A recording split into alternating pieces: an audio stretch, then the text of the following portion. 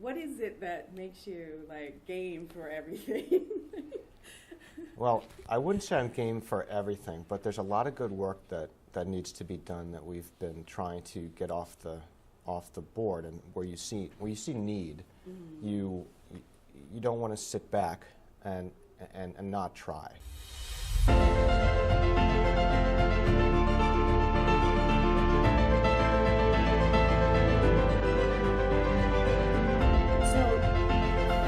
Tell me about your prior life before you came to the consortium.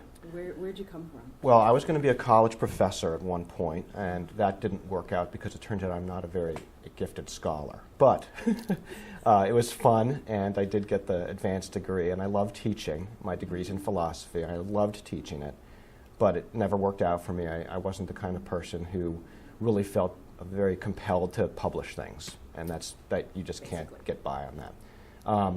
So I was a high school teacher for about 20 years, on and off in there, and ended up at Watkinson School here in Hartford, and was there for several years. And that's basically my professional life. I have two grown children, 23 and 18, both in college right now, and that's me. So you just talked about your kids in college. How was your experience as a father, like navigating your own children into college? How do you bring what you're learning from that into your leadership at the consortium? Well, the big takeaway for me was that the Career Beginnings program, which is the signature program of the consortium, is a college access program, and we hire staff to work with students here to help them navigate the process and successfully matriculate. I don't do that. I don't do that. I don't work directly with students.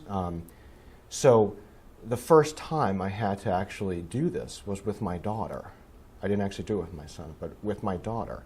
And even though you'd think that I have the most resources you can possibly bring to bear on this project, the screaming and yelling and crying and anxiety was just, through the summer and into the fall, was just intense. So when things got bad, I got some of my staff. I brought my daughter here, and I got my staff. Your job is to get her into college. So it worked out. That's awesome. So your passion for Hartford kids and access and opportunity is palpable. Like everyone sees it and feels it when they're in the room for you, with you. Where does that come from? I'm not sure. My mother was always very engaged with her community, and so I guess that was in the air.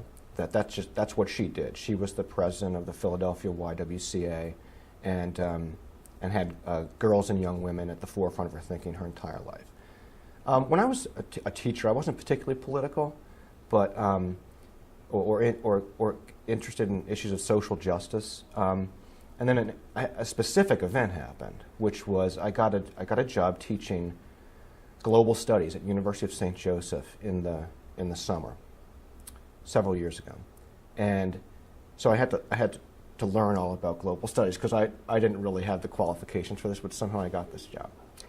And in learning about the state of the world and global issues, I felt like my eyes were open to issues of equity and social justice and unfair systems that have been perpetuated by just bad actors throughout history and across the world today.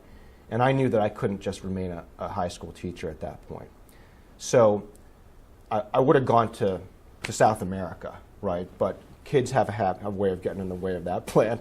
So, and there's no need. There's plenty of need here. And so I got involved. I was lucky enough to get the job as Career Beginnings Director at the consortium.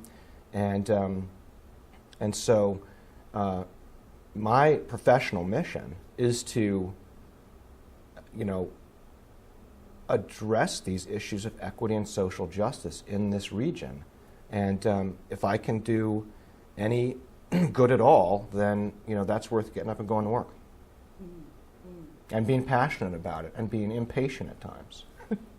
I was just going to go there, and also what people who are in meetings with you I know what you're going to say. Experience is your passion And so and sometimes frustration, you Oh, know, yeah. and Fair. where does that come from? Like, what are you seeing? Well, that's why I get along well with Paul, because he's impatient too, although he's probably nicer.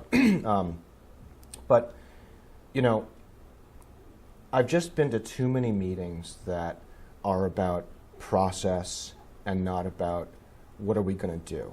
Like, you're counting the bandages while we're in the emergency room. That's not when you do it.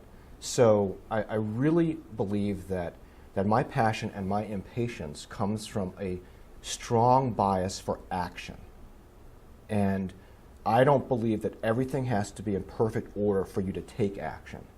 And so not everyone thinks that way or has that same bias that I can see, or at least the sense of when enough is enough and it's time to get going. And so I guess in my older ages here, I'm not that old, but I just find that I do get more impatient than I probably should when things aren't moving towards action, or they're literally moving away from action in some cases. So before I let you go, what's next? What's going on with you right now? What's hot at the consortium? Well, we're in the second year of working with students, additional students over the summer.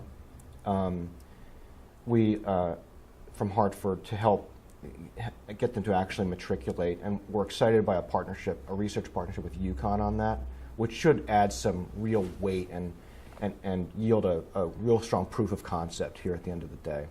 I was proud to say that we responded quickly to the influx of refugees from Puerto Rico who came to Buckley High School. We responded quickly by reallocating some funding so that we could add hours to our Career Beginnings advisor there, who's a native speaker. So again, we didn't sit around and say, oh, something needs to be done, let's do a landscape analysis. We got funds, we added hours, and she's working longer hours at Buckley with those students. And then on the consortium level, what's exciting is the desire for all of the college presidents in the area, in the consortium, to really want to build a college town feel in Hartford.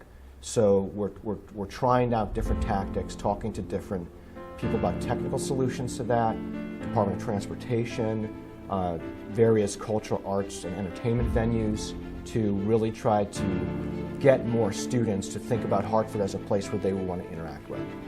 So I would say those are the things.